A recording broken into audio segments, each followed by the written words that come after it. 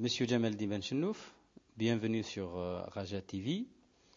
Je rappelle que vous êtes journaliste, connu pour vos investigations sur la corruption en Algérie en général, mais surtout sur la corruption des barons du régime.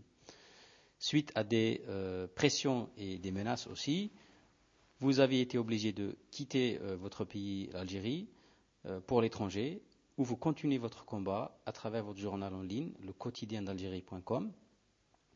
Vous participez aujourd'hui au colloque Les perspectives de changement politique en Algérie. Alors, première question, quel constat faites-vous de la situation actuelle en Algérie? Le constat que nous pouvons tous faire, parce que c'est tellement évident, c'est tellement criant maintenant que tout le monde peut constater que la situation est grave et que je pense qu'elle est même arrivée à son point de rupture. Ça veut dire si les choses continuent sur cette lancée, dans cette direction, je crains que les choses ne se gâtent sérieusement et qu'elles ne deviennent irréversibles. Et selon vous, qui est le responsable au fait, de cette situation? Le régime. Le régime qui a pris en otage notre pays.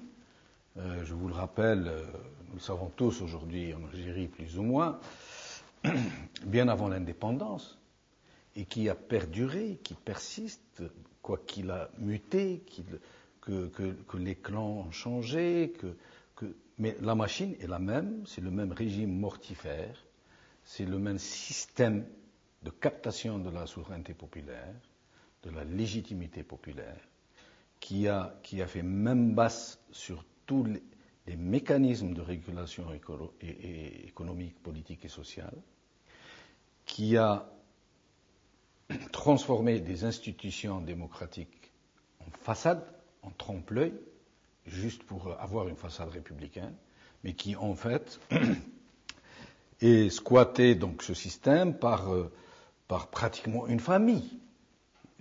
À un point, je vais vous l'apprendre peut-être, que depuis quelque temps, pratiquement tous les membres de ce régime sont plus ou moins parents. Ils ont vécu de nombreuses années ensemble dans le club des pins, entre autres, et dans des résidences à l'étranger où ils se côtoient beaucoup. Et ils ont contracté des alliances par le mariage de leurs enfants les uns avec les autres, au point que pratiquement tout le monde est parent de tout le monde. Et en plus, ces gens qui n'ont même pas une logique, j'allais dire, une vision politique, c'est pratiquement une association de malfaiteurs. C'est des gens qui ont squatté le pouvoir pour des intérêts matériels, sordides. Quel constat faites-vous de la situation actuelle de l'Algérie? Le constat que nous pouvons tous faire aujourd'hui, parce que la situation est d'une évidence telle que nous sommes tous en train de voir que nous allons droit au mur. La situation est arrivée à un point de rupture. Quand vous tendez un bâton, il arrive un moment où il va se rompre à tel endroit précis. C'est ce qui se passe en ce moment en Algérie. Vous savez très bien la tragédie qui est en train de secouer la jeunesse de notre pays. Tous les jeunes aujourd'hui veulent quitter le pays. Et ils ne peuvent pas dire que ce n'est pas vrai, puisqu'on le constate tous les jours. C'est la malvie. Vous aurez remarqué, nous l'avons tous remarqué, qui ne connaît pas ce phénomène?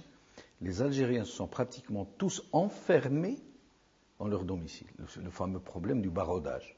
Le pays entier est barodé. Toutes les fenêtres, tous les balcons sont barodés. Et les gens, si demain il y a un incendie dans un immeuble, ça va être une catastrophe. Les gens vont mourir comme des rats dans une cage.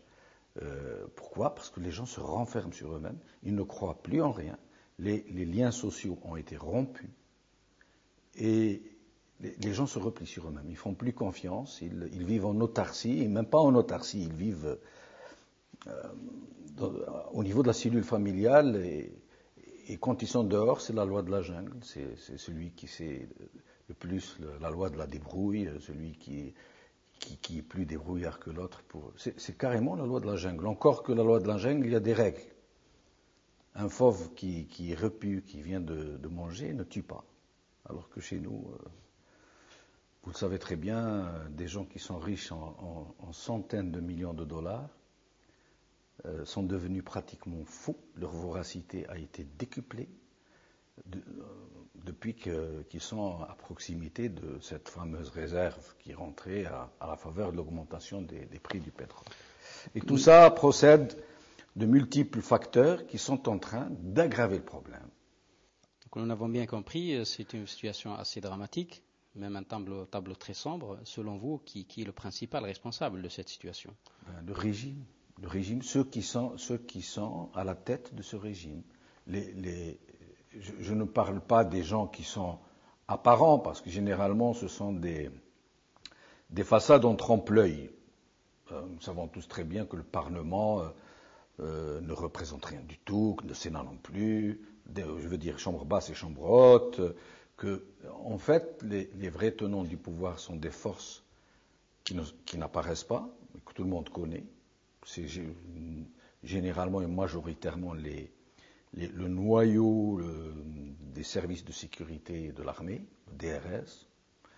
Mais depuis quelque temps, il s'y est greffé des clans qui sont liés à des forces d'argent nationales et internationales.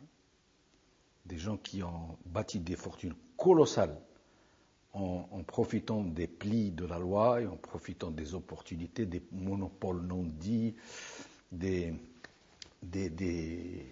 facilités que le régime a accordées à ses clientèles et à ses parentèles, et de l'étranger, puisque ces fortunes maintenant sont liées à d'autres fortunes de niveau international, qui influent maintenant eux-mêmes sur le déroulé de la politique en Algérie, puisque maintenant il y a de nouvelles visions géostratégiques, notamment au Sahel, comme tout un chacun sait aujourd'hui, où les Américains veulent s'installer depuis le canal de Suez jusqu'à l'Atlantique, toute cette partie qui va devenir le contrôle de la principale plaque de création d'hydrocarbures, du vivier, des gisements qui ont été découverts dans la région et qui sont faramineux, qui seront probablement les gisements parmi les plus importants du monde demain, et sur lesquels les Américains ont déjà des visées très sérieuses.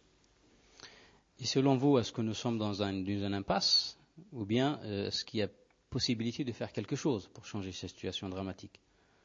Il y a toujours une possibilité de faire quelque chose à la condition que